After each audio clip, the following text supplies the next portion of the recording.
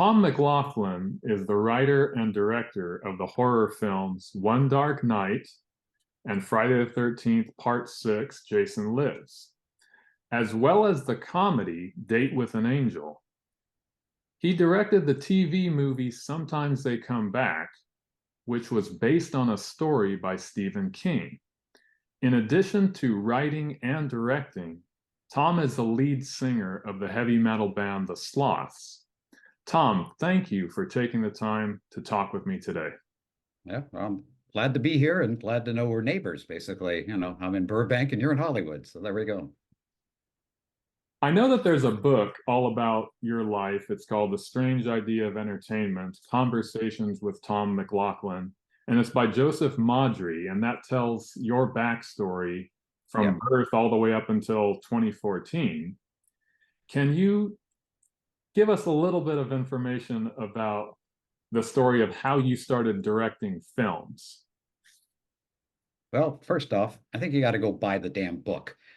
Not, not that we're going to make any money. That's the one thing with these things. When you would make something that's for a very specialized audience, it tends to just be a cool thing to have. And anybody who's interested, kind of gets it from soup and nuts to, death. I mean, it's everything that kind of Joe had in his head about how does a filmmaker do as many different weird things as I did and still have this, passion that you want to make films more than anything else.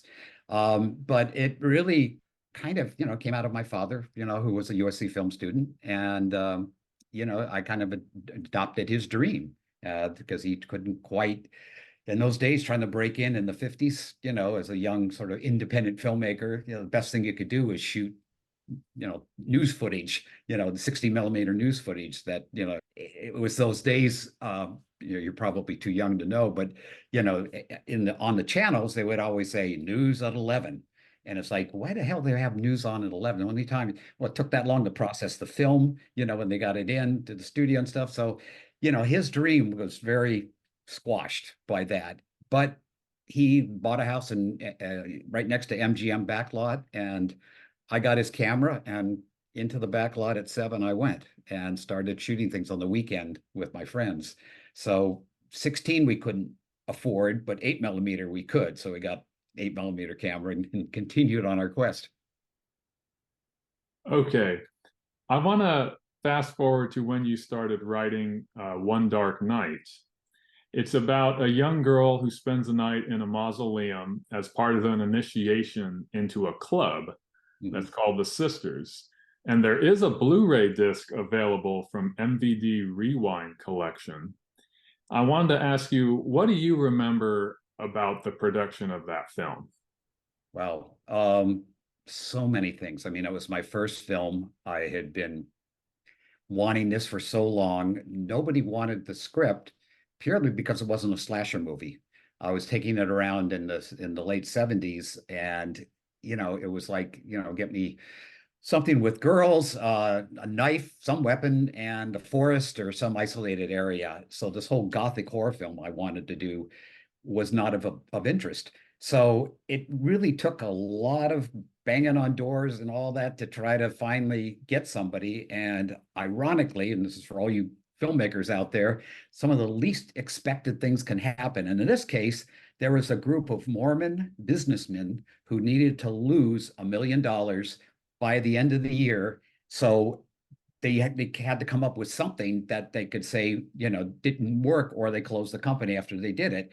And it was, I guess, kind of kismet. Our special effects guy had somebody on his team who was Mormon. He knew about this thing, went up to Provo, showed him this little sort of slideshow thing that we had with the script.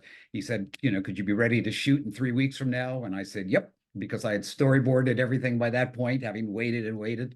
So finally, comes today, I'm on that set, kind of looking around going, I can't believe we finally got here. And I sort of feel that every time I make a movie. I've gone up to like 43 films now, feature-length films that either were shown in theaters or obviously, in TV things, then now streaming and all the rest of that, all the different homes they end up at. But every film is like when you step on the set, it's like this is a very blessed thing to get a chance at, to put a vision on the screen and freeze it, for hopefully all time.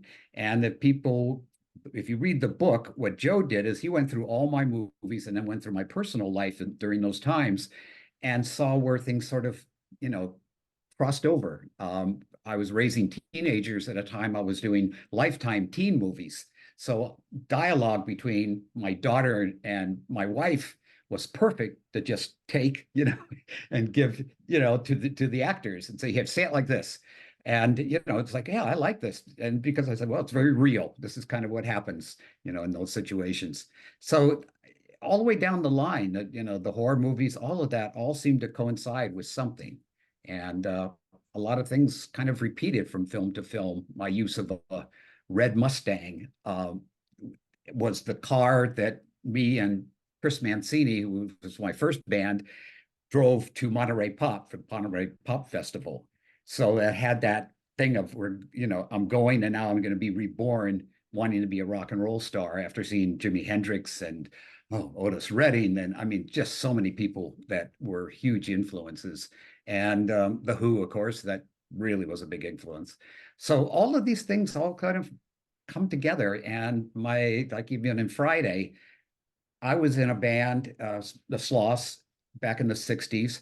One of the bands we would play with was a band called the Nas. The lead singer was a guy named Vincent, knew he was from Texas, talked to him a number of times backstage, talked to him at Frank Zappa's house. And years later, he became Alice Cooper. So Friday the 13th had a soundtrack by Alice Cooper. Not that I've even seen him. The last time I saw Alice was 1964. And then everything else, and just this, the representatives, the agents, the record label, all the rest of that stuff. I really wanted to do the music video, but they already had somebody, I guess that they always used. So, we keep, we get these things through fans where it's like, all right, Alice is going to be at this and this. Are you going to be at that one? No, I've got another one I'm doing, the conventions. And one of these days, because in the band, I do sing Man Behind the Mask, and I'm able to sing it very close to Alice's voice. He's got a very unique voice, but I've also got a very nasally kind of, you're with your baby, and put that kind of edge to it. So I guess he said to one fan, well, one of these days I'm going to get him up on stage and we'll do it together. So Wow. big bucket list thing, hopefully will happen. And the other thing I wanted to talk about for One Dark Night was I know you were influenced by the Hammer horror films Yep. and Edgar Allan Poe stories. It had a very gothic feel to it. And Yep. I grew up Catholic also, so it was Yeah. nice to see the imagery and hear the prayers Yeah. in the film. Yeah. Yeah. You can take the boy out of the church, but you can't take the church out of the boy. Right. Even to this day, I still, practice Catholicism, and that has been a result of bouncing around with all these different things, particularly in the 60s.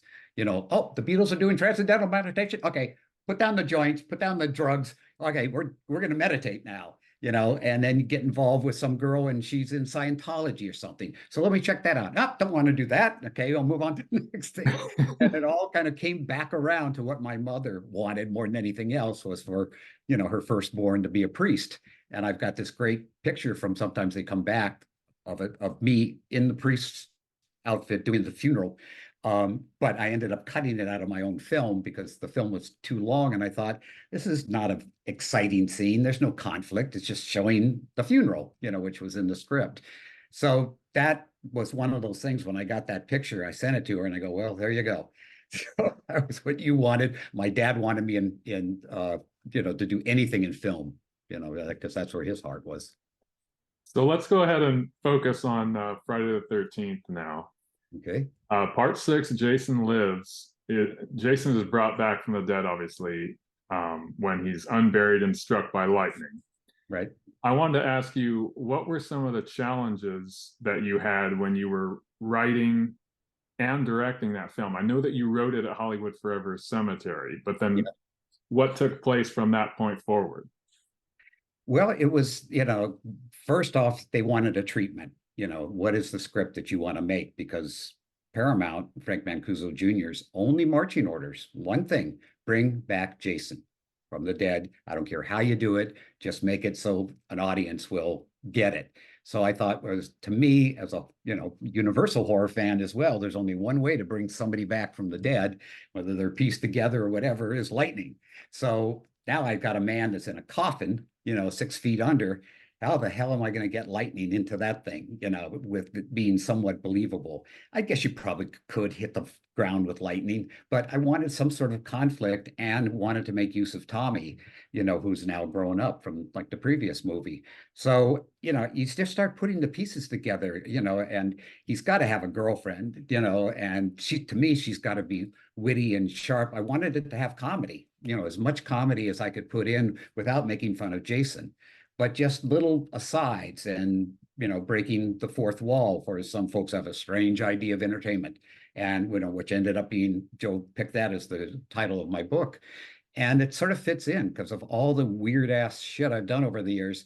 It always comes back to one thing, entertainment. Did it entertain you? Did it hold your attention? So once we got the green light based on the script, it was just like, they just approved it. And I, went out to shoot it. And basically I had, this much of a budget, and we had a production manager that made sure that we stayed on that budget by cutting out crane shots that, I had planned. It's like, oh, where is that crane? Geez, oh, I'm sorry, Tom. It's like, great, get me a ladder, get me the steady cam. We're going to build something that'll feel like that. And it's like I was always sort of trying to get past, the no, we can't afford that. So at the end of the day, he brought the film in under budget. He got a big bonus. So that was his motivation. And Frank wanted 3 more kills. So here in Los Angeles, we went up to Bronson Park, where Bronson Caves are, and shot the death of the caretaker and the 2, kids out there, teenagers out there. So, for some reason, I was like, Frank, I got 13 kills. Isn't that enough? He goes, I just felt after we, had this screening for an audience who were so drunk, so stoned, who were out in the sun in front of Paramount for 8 hours, and they came in and it was just like somebody on a roller coaster. I mean, from the first frame, they were screaming, yelling, talking to the screen, all this stuff. I couldn't hear anything. I couldn't hear any of the dialogue. It's like, hear the music. So I didn't know if the film worked or what, but Frank went, it worked. It was great. They loved it. I tell you, they would have walked out if if you didn't hit it out of the park. I just want 3 more kills. So that's kind of what, I gave him, what he wanted, because he was giving me everything, which was just amazing. And I really like Jason Lives because it has comedy, it has the rock and roll music from Alice Cooper, and it has likable characters. Mhm. Can you talk about the casting for characters such as Jennifer Cook and Tom Fridley? Yeah, well, Frank is always sort of like Hitchcock, very insistent on lead girl's got to be blonde, you know. So it's sort of limited, all right. So I'm sorry for the brunettes, but I guess if I really like somebody, I could put a blonde wig on them, and Frank would know the difference. But Jennifer had come in. I knew nothing about her or her past. She just came in and she sparkled. And there are certain people that have that X chromosome that they just immediately like them. They read the material. They got the sarcastic humor that's very 30s, 40s comedies, which I really am a huge fan. Somebody says, who's your mentor? I'd say Frank Capra. And it's like, and you make a Jason movie? I said, watch it. You'll see a lot of touches with the characters and the wise guy one-liners and things that all come from those movies of Howard Hawks and Capra and all those guys from that period. So she could do it. Tom Matthews came in. We couldn't use John Shepherd because of God knows what exactly the real reason was, but I was told he went into religion and he didn't want to do one of these. And somebody else says, no, his agent wanted too much money. So that's more typical Hollywood. But Tom came in and he was, good looking, could be romantic, funny, all the things. And somehow that wonderful thing of chemistry occurred between them. And then all the other cast, you just, people come in and you go, I like this person. And that was a huge thing for me. They have to be likable. Something I learned from Chaplin, and from his interviews where he goes, if they like the characters, they're going to like or love the movie because they're invested. I can identify with that person. I I didn't want people to be cheering when somebody got killed. And that's what was happening with most of the slasher movies. The bloodier, the gorier, whatever they could get away with, they did. I was trying to make every kill unimitatable. You can't take somebody's head and go like that and take it off. I mean, Jason now had this superpower, which I thought the fans were going to be pissed at. And yet every year when they do the 10 best or whatever, we're either one or two, in that. It's stuck. I think for me personally, it's because I tried to make a movie, not a slasher movie. And by that, I mean, Jason had an agenda, Tommy had an agenda. Who's going to win? That's the conflict. And then he had the girl, she could be in jeopardy. She ends up being not only the final girl, but she's the one that actually stops Jason, which again, he did everything he could. And then as a woman comes along and goes, no, I'm swimming out there, not going to take care of it. The kids, they never had kids before. I said, we got to have kids, but I didn't know if we could shoot late at night. But all the parents were there, social worker, they go, yeah, they're fine, so 6 a.m, these kids, were eating the sugar off the craft service tables and were, ready to go, and all really, really sweet, wonderful kids. I didn't have, any bad eggs with anybody in this cast. So it was just, one of those things where everything comes together. 37 years later, we are still friends. I mean, friends to the degree that we, text each other on a weekly basis. We see each other at the conventions. It's when I called everybody and said, we're going to do a screening at the Los Feliz Theater in Hollywood. Everybody was in town, came. And then CJ Graham, who played Jason, had a live stream come in so he could talk to people as well. But, for something that's 37 years old, you just figure it's a forgotten thing. But every generation seems to gravitate to this thing. And it's like, am I responsible? Well, I was the one that got the lightning bolt to figure it out, but somehow God stepped in and said, okay, do this and do that. I don't know. I mean, as I said, I was terrified the fans were not going to like it because of all the unusual things I put to it. And there's a couple of references in there that I really liked. One of them was a reference to classic Hollywood. There was a store in the film, and it was called Karloff's General Merchandise, a reference to Boris Karloff. Exactly. It was Frankenstein. Frankenstein. And that was my way of going, yes, I stole from Frankenstein. That's what that is. I'll call myself out on it right there. That reference was to really say, yeah, it was a tribute to that. In the same way, it's Carpenter Boulevard and Cunningham Road, and tried to put as many things in there. One of my best friends is the filmmaker Mick Garris, so Sheriff Garris. So lots of things just to sort of like I want to kind of nod to people that either inspired or are friends. And there was one I wanted to ask you about. There's a character that gets killed in a puddle of water. And then there's a prop credit card, American Express card, but it actually says American Excess. Was that your idea, Tom? Yes. I was trying to set up things that somebody in the audience would give me the punchline. And it worked pretty consistently because in those days, there was a commercial that had run for years where, they got some celebrity or some good looking person and, they say American Express, don't leave home without it. And everybody knew that. So, I knew if I hung on that card, she offered him money, she offered him credit cards and stuff, got killed anyway. And the last thing you see is the money sinks and yet the American Express, floats.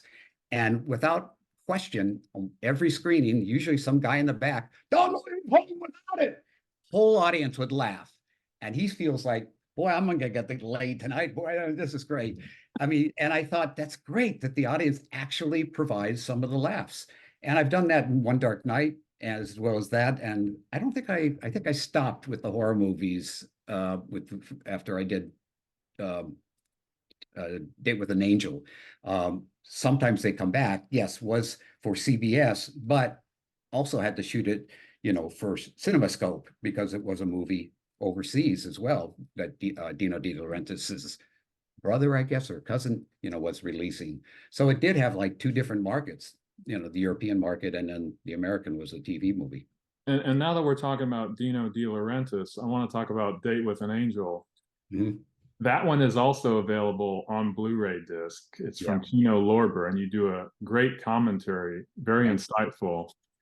I wanted to ask you, what inspired you to write that story? I know you said you wrote it in the early 70s. Yeah. Um, when I was in Paris, two things happened that influenced these movies. One was I went down into the catacombs. And in those days, you got a candle and you go down, I don't know how many stories in this spiral thing, and suddenly you're surrounded by skulls and bones from I don't know how many years of cemeteries that were dug up and put them all down in there. So you're with this group, and I decided, because of my love of horror, I'm going to let the group go on and I'm going to be by myself, you know, which again, sort of is what happened with Meg Tilly, in that movie in One Dark Night. She was in this thing, wall to wall dead people. So it's like you're sort of safe, you think, except I had to figure out some way to have these crypts open up and the coffins slide out under some sort of power. So that was another thing I was very fascinated with was psychic vampirism, that ability to be around certain people that I'm sure all you guys have had somebody that they're talking and doing it. And when they walk away, you're like, oh, and it wasn't just listening, it's like they zapped your energy and they just kept going with this energy.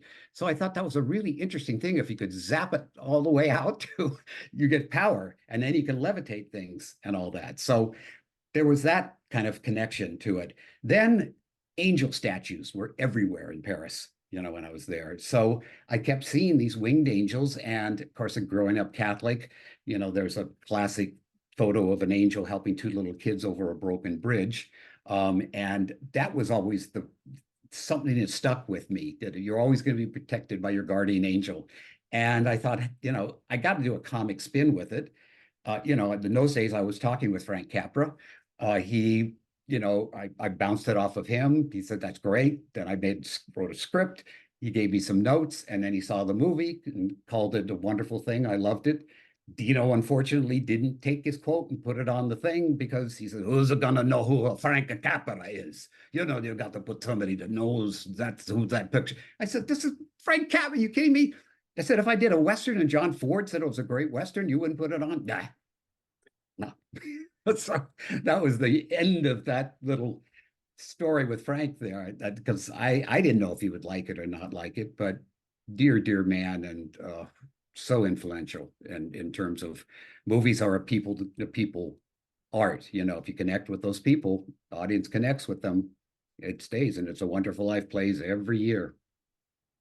And what do you remember about working with Michael Knight, Phoebe Cates, and Emmanuel Bayart? Yeah. Emmanuel was the most difficult role to cast. This is going to sound like bullshit, but this is absolute truth, guys. I saw over 6,000 girls, basically unknowns, because I wanted you to discover this angel. I didn't want it to be somebody, recognizable. And I mean, but in that period, Uma Thurman came in. What's the English actress? She was married to Tim Burton. Um, Oh, Helena Bonham Carter. yeah, she came in red for it. I had so many, the X-Files star. Now I'm losing my trivia. Um, David, David Duchovny. yes, he read. So these are all, again, unknowns that were coming. But the big thing was finding the angel. And Dino had the money to send me to Italy, to send me to France, to send me to England, to send me to Montreal. I just bounced all over. And then we would have these open calls in Los Angeles at his office. So hundreds and hundreds of girls lined up, to come in. In the back of my mind, years before, I thought, what a great way to find the girl of my life. I'll look at all these people, I'll pick one, they'll be my angel, and that it stays. Well, by the time Date with an Angel got made, I was married and she had a baby coming. So much for that, and end of story. but that was the thing that just, I had this thing in my head that she had to speak with her eyes. You know, there had to be some sort of way she communicated silently because her voice was going to be this kind of chimey so and so. Now, again, folks, this was way before Splash. When Splash came out, critically, that's where I got my ass kicked. Oh, here comes another Splash imitation like Mannequin. It's like, no, E.T. hadn't come out yet when I was pitching the Date with an Angel around Hollywood, but nobody got it. Nobody wanted to do a movie about a fantasy figure like that. So it was, you know, the Mermaid film. Somebody else was trying to remake Peabody, Mr. Peabody and the Mermaid, and they weren't getting anywhere. So by the time I got it made, Splash had already come and gone, and it's a great, great movie. I love that movie. I can come into it at any point. You know, he did such a great job, everybody on that film. And Date with an Angel was supposed to be less comic and more romantic, more fantasy romantic, with a little bit of humor. But my first cut was 3 hours long. So ended up, for pacing, had to start taking out some of the long romantic scenes. And what we were left with was a lot of, you know, the comic stuff, which was fine, but it kind of took it away from what I really wanted to speak to the heart about. Because like that last scene where she embraces him and stuff, I thought, what a way to go. I mean, you know, and the whole irony that she's coming to take him, she breaks her wing. Now he's taking care of her. And once she gets cured, she's going to take him. So, you know, there was that bottom line that I wanted to hit. Then Dino wanted rock and roll music, wanted present things, you know, the fact that Stevie Winwood, you know, basically gave us, you know, finer things. And, you know, of course I had to, you know, go for, you know, any of the old rock and roll, you know, wop, bop, boom, bop, wham, bam, boom, tutti frutti, because I wanted to have that kind of timeless vibe about it. And that's, I talk about that probably more than anything else, is the music on that DVD that you mentioned, or Blu-ray, I'm sorry. So yeah, it was one of those things where I wanted it to be one way. It came out different. I was grateful I got to make it. I've always said this is the film kind of I wanted to be remembered by, in a way that I didn't really know why exactly. And then one thing happened. A magician from the Magic Castle, I was in the audience. After the show, he came out because he knew one of the other magicians who knew me, and said, I need to talk to you for a second. I go, okay. My mother loves, you know, holding my hand. You know, my mother loves this movie more than anything. She makes us watch it every Thanksgiving, every Christmas, every Easter. I said, what about 4th of July? I think she probably did, you know. So he said, do you have anything like that? Well, I've got pictures. I got, you know, I did everything I could to send it to her. And I didn't see the guy for a long time.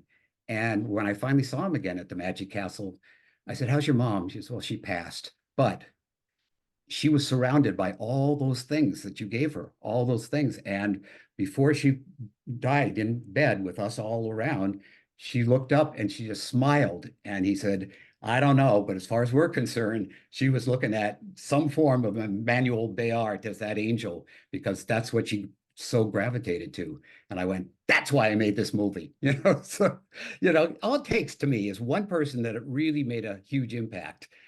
Oh, that doesn't mean box office or anything, which is what they judge things by. But to me, it's, can you touch somebody? Can you make it something special in their life? And now that we've talked about Date with an Angel, I want to fast forward to 2019, Mhm. where you wrote a screenplay for a new Friday the 13th film, Jason Never Dies. And I know that production on that is delayed or has not started because of the rights issues. Yeah, It's a sequel to your film, Friday Part correct. 6, and it takes place 13 years later in winter, and it has an all-female cast except for Jason. What else can you tell us about this project? It's been a long road with that one. I'll tell you, Stephen, it's like it was looking impossible. And at a certain point, the rights looked like they were going to go to Victor Miller, who was the writer of the original Friday the 13th. And I thought, okay, Sean is going to have the adult Jason with the mask, and Victor can't have that. All he could have was a prequel, you know, or a remake. of the original film. Um, After that, I don't know how you would be able to still use the title or all that, you know, all that stuff is still being figured out in some way. So I met this man, James Sweet, who did Jason's Jason Has Risen, which is a film fan film, and I was impressed as I am with a lot of those ones. And I always find a way to get in touch with the filmmaker and say, you know, I loved what you did with this. This was great. You know, keep going. And I love that whole era, which could be done now because now they kind of know where the rights are, where filmmakers were the fans. The fans paid for it. The fans made the movies. They want the ones that wanted to be filmmakers would get together. And there was something that I don't think in the history of filmmaking there was ever where, okay, there's a franchise, people love this, so we're going to target those people and we're going to make, you know, a Jason movie that we want to see. It's amazing. And some of them, you know, how many millions of hits they've had, you know, it's incredible. They can't make any money off of it. That's the big catch. You know, you can't sell stuff and keep the money. You've got to give it to charity or show that it went into the movie. So with James, we got talking and he said something about, you know, I would love to do a movie where it starts with Jason's birth. And I went, yeah, that could be cool. That's a cool idea. And then that night I went, wait a minute. What about, you know, Pamela Voorhees is this serial killer in the 40s, late 40s, because Jason was born in 46, and take it all the way up to 56 when mom and little Jason goes into the camp. All that dead zone area there, what was going on? We started coming up with stuff. We were doing storyboards. We were putting this thing together called The Diary of Pamela Voorhees. And I love the device that, you know, you hear her thoughts. You hear somebody go from a little off to very, you know, psychopath, you know, and that was going to be the thing. And I thought, we'll get this to Victor. So what happened was I couldn't get a hold of Victor. Nobody would take anything that had anything to do with the Friday the 13th. I even called Victor at home and he goes, Tom, I cannot talk to you about this. I just can't. You know, my lawyer said, I go, no, I understand it. And I'm sorry to call you at home, but we feel this much passion. And I have another one that I don't know if Sean would ever do it if he got the rights. So, you know, I kind of kept Jason Never Lives, you know, in the wings there, started pushing that until, was it last Halloween? No, two Halloweens ago, you know, Daily Variety, you know, Crystal Lake, you know, is coming. And it's all that time period into Friday the 13th and on until Jason goes into outer space. And I was like, okay, all right, but it can only be on television. It can't make a feature film out of all that. So Jason, you know, has risen again. Jason Never Dies, of which I'm trying to see who would make the feature version of this, you know, who has the passion, but there are so many strings attached. You got to get Victor's approval, just like Victor's got to get Sean Cunningham's approval to do these things. And what do you think they're going to do to each other? The same thing they've been doing for 9 years with heavy duty lawyers. So I hate to say this to you guys, but it's not about pleasing the fans. It's about money. It's like who's going to get how much. He gets $1 more. Nope, then I want $2. It's so lame, so stupid, so commerce, which is what unfortunately these things become. I didn't make a movie to do it by the rules that had come before. It was like, how can I do something different that would bring to it? And the filmmakers who do that, to me, I applaud them because it's a risk. It's a huge risk. You know, my Jason Never Dies is also in the snow, you know, but I mean, we're talking like The Thing, John Carpenter's The Thing kind of snow, where it's like up here and these girls are locked in. Catholic high school girls, by the way, and a nun, Irish nun. She's sort of the antagonist until Jason, you know, comes into the scene. But it was, again, kind of, I didn't want to take him to Venus or take him to Los Angeles or whatever. Keep it there. Just change up that this is, you know, winter instead of, you know, a summer camp, and have it be a retreat instead of a summer camp, because those are all over the place, and, you know, in places. So I tried to put, you know, these elements to it, and it's just a matter of time. Or I put together a campaign where I get all the fans to say, make his movie, make his movie. And I hear this constantly from people that heard like what you've heard about it. And I didn't want to release that for the longest time because I figured one of the fan films is going to grab it and run with it. And ironically, Never Hike in the Snow, we had lunch together after my announcement, came out, and he goes, I'm doing a thing with Jason in the Snow too. And I said, well, tell me about it. I'll tell you a little about mine. I said, these are so different. And Vincente, he was doing it in a completely different way. And unfortunately, he was shooting an area where the snow wouldn't stay very long. So he ended up with just pads of it. I said, mine is going to cost a lot more because we're going to have to go in the studio. I can't leave people freezing, night after night, but we have to do a lot of it in the real location. And then go into a soundstage and recreate, what little we would see out the window at night with snowfall. So, but it's not something that you can do for $50,000 or $100,000 that the fan films are doing. It's going to need a studio and it's going to need, a real, let's see what he can do with it. But nowadays, these movies are made so much by committee. So it becomes what I was so blessed to get with my Jason Lives. Let him make the movie he wants to make. That doesn't quite exist. Quentin probably is it. You would think Spielberg probably, because he doesn't do previews. So nobody can say, well, the audience didn't like it. So other than them, and probably Nolan, I would think he's gained that kind of respect that they're not going to, mess with his vision. And by, leaving it up to the filmmaker, they're going to spend whatever they can, but there's going to be obviously limitations. When you do takes now, you can let that digital camera run and you can keep doing whatever you want in terms of, okay, go back to the first positions, we're going to go again and try to keep the energy going, so it's a very different thing. I got to tell you one thing. I was supposed to do the Exorcist prequel. I was on the movie for 2 years at Warner Brothers with Morgan Creek. And the idea was to show how Father Karras, not Father Karras, what's his name? The older priest, Father Marin, how Father Marin's first encounter with the devil was like. And I wanted to shoot it very Godfather-like in the 40s, have it not look like the other ones and stuff. 2 years I was on it. When the script came in, it just didn't work. And I won't tell you all the other things that happened until they finally ended up making 2 of them, and I just had signed a gag order. I wouldn't talk about anything I contributed. But, there was a point when they were showing the movie, and in the original, I'm sorry, not the original, but the one that Peter Blatty made, which was The Exorcist 3. The movie was the book. Some secretary of one of the producers went, how can you call it an exorcism movie and you don't have an exorcism? And I was like, yeah, she's right.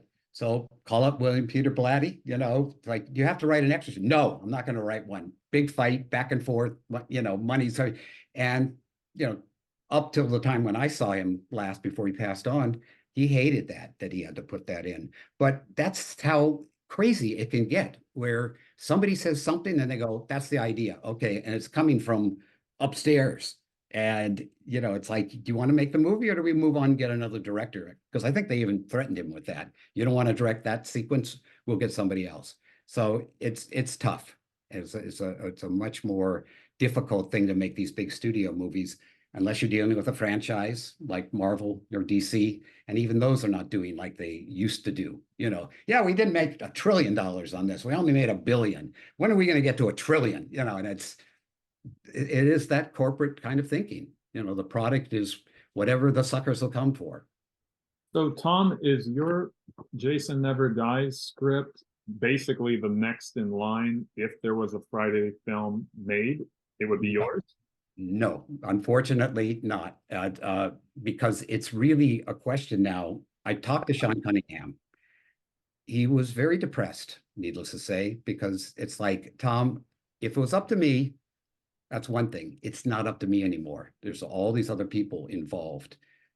Send me the script and I'll read it and we can see what happens. But, Crystal Lake, basically, they're grabbing up everything, and they've got huge muscle, with NBC. I think Universal has jumped in there. I could be wrong on that.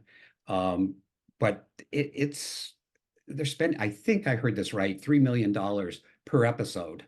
Now, that seems like a lot, certainly for those of us who I made that whole Jason Lives with that amount of money. But when you think about, True Detective and the Westworld series, those were $11 million an episode because they were going so big. And the recent Star Trek stuff was 15 million per episode.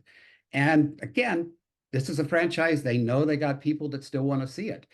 So they do have a lot of money to make this and carry it. I think he's got a guaranteed 3 seasons or something with this, but it has to stay on, the TV screen in some way, shape, or form. But like anything else, to me, company gets bought out, somebody else comes in. How do we change that? Just pay this amount. Okay, there you go. It's just nothing is what it seems, and so all you can do is have a vision, do the best you can to get it to the screen. If it ends up being the small screen, are you going to take it? Yeah, probably. But do I want to see this in a theater with people responding to it? Of course. And thank God after COVID, when we thought that's the end of it, it is coming back, and people are going to see the Terrifier, with that no rating. Couldn't give that sucker a rating because he was so extreme. But I applauded the guy. I shook his hand at one of the conventions. I said, you did what no one else could do before, and he's going on to his 3rd one now. So, that's a great indie attitude, and, work under the radar until they discover you, and then bang, that now they want him, for bigger things. Can you talk about specifically some of your early influences in the horror genre? As I mentioned earlier, the Universal monsters, Frankenstein, Dracula, the Mummy, obviously, Wolfman, all of those ones. Why? Because the rights were so cheap that all the stations could buy them for next to nothing. And there's a station out here, Channel 9, KHJ, and we had a radio station and a TV thing. And when they got a film like Frankenstein, they'd run it, the $1 million movie or whatever it was called, Monday at 9 o'clock, Tuesday at 9 o'clock, Wednesday at 9 o'clock, Thursday. So guess what this kid was doing every night? No, I'm going to bed, Mom. Just give me a minute. So by the Saturday, I had all the dialogue memorized, and these guys were friends. I mean, monsters were the way most kids feel. It's like people don't like me. I'm misunderstood. All the things that are basic rules, that you've got to put, in a lot of these type movies. And so that was kind of the first kind of big thing. When I started going to school, I would, ditch school, get on a bus, go out to Santa Monica, where there was Hammer horror films. There was the Corman horror films that would start at noon. And there I sat, afraid that truant officer or somebody was going to catch me, with 2 other people in the theater, but got to see all those. And they were twice as exciting because you weren't supposed to be there. You're supposed to be in school right now. So once you got back on the bus and got home, now it's like, okay, I got to come up with a note from my mother somehow, some way that the nuns will buy. But that was, again, a part of that sort of exciting, crazy thing. What also happened that was incredibly traumatic is when I was 11, my mother had a mental breakdown. And the mother that I knew for 11 years was somebody else altogether, and was put into an institution. And on the weekends, we'd go down, to see her and things. She was not the same person. And what was even creepier is all the people around, like when the visitation stuff, were in another world. And for an 11-year-old trying to figure out, okay, they're not monsters, they're just different, and they talk differently, and they're saying things that you're trying to keep up with. So that messed with me. Didn't take long to discover Poe after that, and all the, if she leaves me, I'm going to, the knife will plunge, and I, started writing poems like that. And eventually my mother, thank God, got out, but, they put her on Thorazine, so she was just like this through the teenage years. But that had an incredible impact as well. Of course, my father loving films. And he wasn't a horror fan, but he liked the idea that there was something I was that passionate about. So that, but he did take me to go see Peter Lorre dead in his coffin. He did a movie called Casbah that Peter Lorre was in. And so when Peter Lorre passed away, he said, "You want to go down and see Peter Lorre? How you gonna do that?" Because Beast with Five Fingers is one of my favorite movies too that was on TV. So, we walk into this room at Pierce Brothers Mortuary, and there lies, Peter Lorre, and just sitting there having that sort of thing is dark for most people. Oh, you're kidding. You took your kid to that. But I love that. Now, my crypt, the crypt that I bought, for my third act, which has the instructions on it at the Hollywood Forever Mortuary, literally 4 feet on the other side of me is Peter Lorre. So I didn't pick it because he was there. It just was one of those things that just happened to happen. Well, now that we've talked about your inspiration for making horror films and the script that you wrote for Jason Never Dies, I just want to ask you, what projects are you working on now? Is it touring with the Sloths or something else? Well, the Sloths we were on a tour when COVID hit. So everything stopped, of course. And, we have half an album that we were going to, try to do the other songs so we could release a second album. And the band just kind of went into, after COVID, like some of the other guys kind of joined other bands. Nobody was like doing the big time. It was all kind of just like local bands and stuff. So 3 weeks ago, I guess it's been now, 3 weeks ago, this Sunday, the Whiskey A Go Go, obviously the mega club of all time, asked us to open for Love, the band Love. And Love, they have a plaque on the wall of the Whiskey. I mean, they helped start that whole place. So it was an incredible honor. And they said, we want the Sloths, to open for us. So we gathered the boys. One of them flew in from Philadelphia. Another guy couldn't really stand, had to sit through the whole thing. But we gave him as hard a rock and roll show as we possibly could, doing songs from the mid '60s when we were actually up there doing that. Because I said no originals anymore for this show. Let's just say, here's what we looked like when we were 15 and 16 doing these songs. So now we're kind of figuring out, do we want to keep going? What's going to happen here? Because we can't have everybody. We'd have to, recruit some new people. So that's happening. Meanwhile, I have been writing and storyboarding a piece that is probably the thing I'm most excited about, because I'm going all the way back to my Chaplin influences, writing something that I'm going to direct and I'm also going to star in. And it's like, who wants a face like this? For this character, it's going to work.